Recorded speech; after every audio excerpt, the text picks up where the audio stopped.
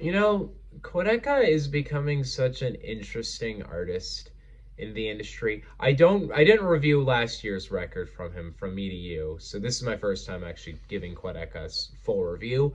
But fuck, when was that? I first found Quadeca back, back in his corny YouTube rap kind of stuff back in like 2018. I think it was that KSI feud that actually got me familiar with Quadeca stuff. Because I remember hearing his Insecure diss track. I remember thinking, oh my god, this shit's crazy. He absolutely went in on KSI. And back in the day, I was like 13, so I was really into that kind of stuff. I was into fast rap, the liggity spiggity higgity. Like, that was something I really loved at the time. Some of my favorite rappers were guys like Eminem, Logic, and Joyner Lucas. I was into that shit.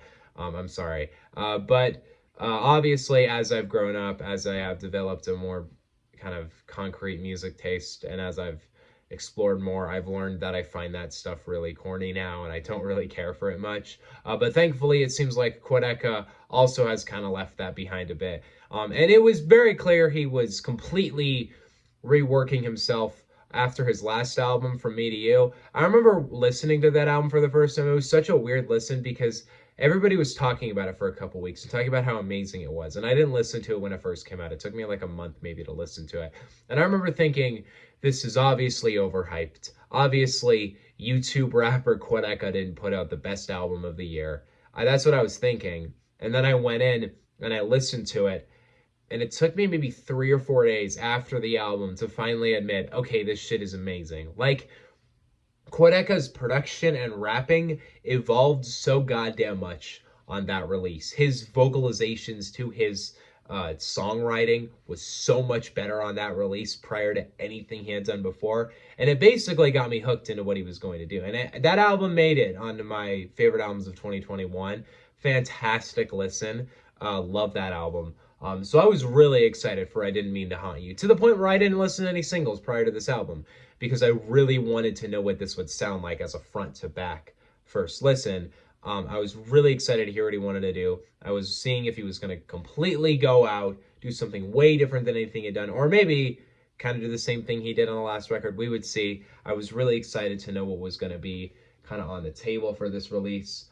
And I don't know if I'm going to go through every track because I don't have like a script written or anything, but I will kind of go through my favorite moments on the release. Starting with Sorry for Dying. This is a really good and kind of intimate opening to the record. It really shows off that this is not exactly just a hip hop album. Like, he's really evolved past the point of just being a rapper to this at this extent. And most of the tracks on this track list don't really constrain themselves to hip hop at all.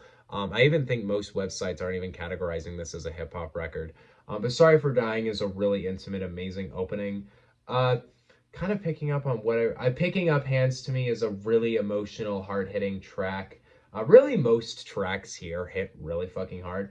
Born Yesterday to me is a bit of a work of art. The way this track goes through so many different phases and emotions, and the way that it's able to have just the intensity of the production and the emotions just rising is incredible to me. And its transition into the memories we lost in translation is phenomenal. House Setting with Danny Brown is as incredible as it would sound. It's chaos. It's really heavy to get through.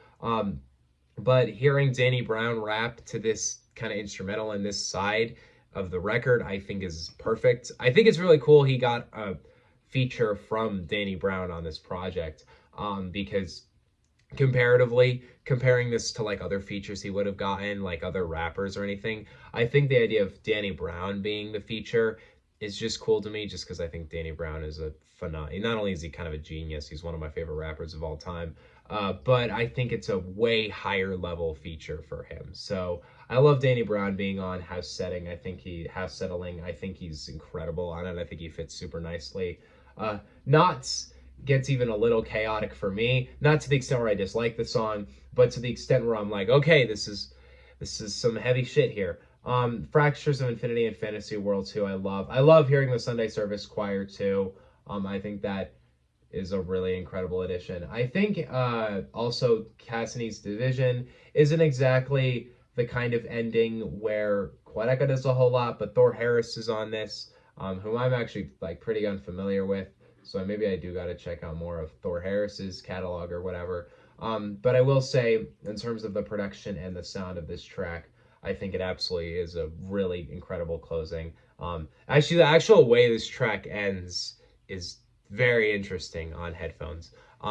Production wise, this album is a crazy step up from the last release. I think in most aspects it is, but on that aspect in particular, I think it completely ones up from the last release from Quadeca. I think really one of my favorite elements to this album is its concepts. I don't think it's not some conceptual record where Quadeca is putting down these really deep and, like societal kind of stuff. But the concept of this record basically being about the afterlife and a ghost kind of looking in on his life, I think it handles that perfectly. There are tons of moments on this album that feel really haunting, but also really otherworldly. Um, I think one of my favorite elements to this record, I really wish this album came out on the 28th of October. I think it would have been a really good Halloween listen, but also Drake was saying he'd drop that night, but he didn't, so he could have dropped this that night. I think as a whole, when you get to kind of the content and the structure of this album, I think it's also way more consistent than the last release. It's way more precise and small and just kind of to the point. Um, every track really owns on its own, but it also transitions super smoothly as one really smooth, intense, emotional, really like amazing kind of album. It's the kind of album that the minute I sat down after listening to it, I just kind of had to process it for a while because it's not only is it really heavy emotionally, but the way the production works with it and the way Quadeca's songwriting has evolved and his vocals have evolved so much past the YouTube rapper era. I think in his era of like alternative art pop music, he has totally advanced himself. He has totally gone above and beyond anything he's done up to this point.